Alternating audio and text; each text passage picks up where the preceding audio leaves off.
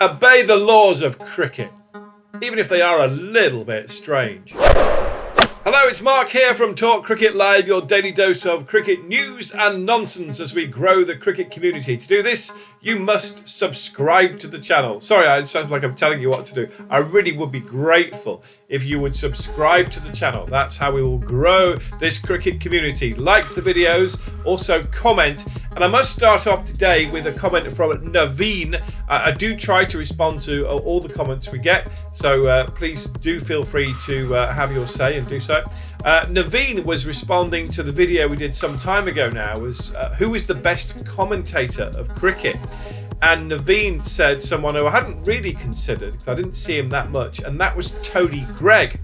Tony Greig, South African born, former captain of England. And I have to say, yeah, I would go along with that. Tony Greig was a very informed commentator. A very smooth voice as well. He had a good voice to listen to. But also, I have to say, he was a brilliant England captain. He was captaining England when they had some of those amazing fast bowlers and superbly technically brilliant batsmen in the West Indies. And I remember he had some good scores and he was a good bowler as well. I seem to remember him bowling Viv Richards out on something like 291 or something. And I liked his partnership with the wicketkeeper Alan Knott, who was an incredible guy. He was sort of looked like he was made out of elastic bands or something. And they used to meet in between in the overs in the middle of the pitch. It was really good. So thank you, Naveen, and do feel free to comment on anything that we talk about or anything else cricket related in the show on Talk Cricket Live. So, obey the laws of cricket. What am I talking about? Well, I'm talking about this. So have a close look at this. This is a childhood book, and you know sometimes you have ideas of things you had as a child. You think, have I still got that? Well, I still have got it. And this is Know the Laws of Cricket. Now, this UK price 35p.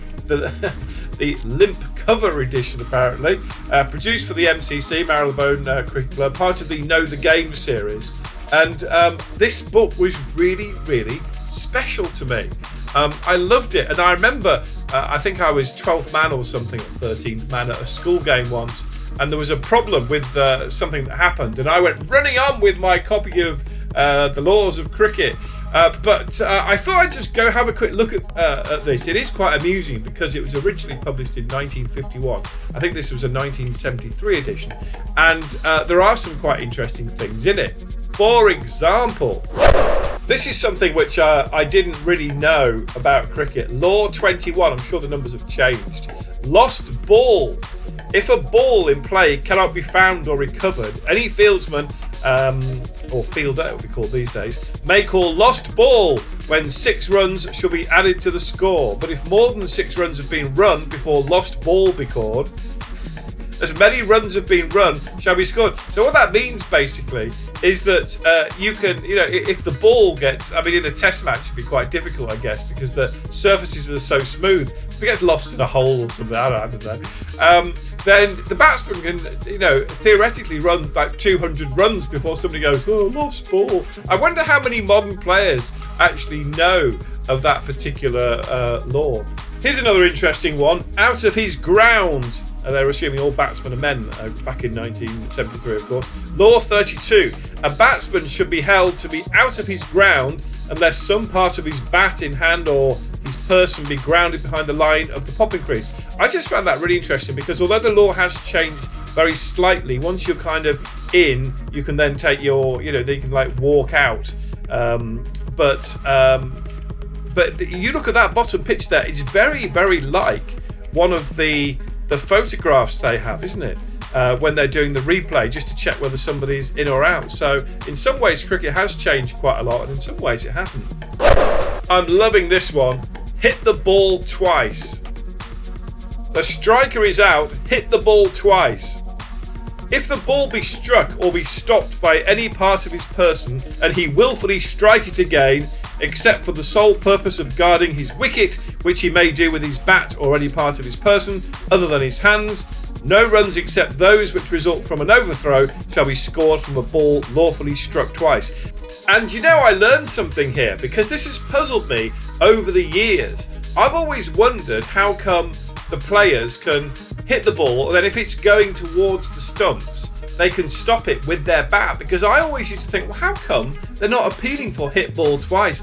But if it's to protect your stumps, apparently that's absolutely okay. But what really amused me the most about this book was the umpires. The way they've depicted the umpires. It looks like they're a bunch of dirty old men with those big raincoats and their arms flailing about doing all this, that and the other. So there you go.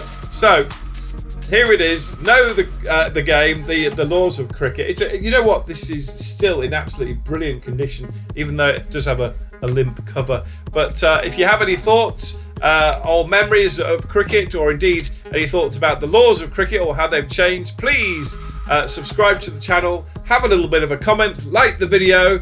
And this is Mark from Talk Cricket Live, your daily dose of cricket news and nonsense, growing the cricket community. I'll see you soon.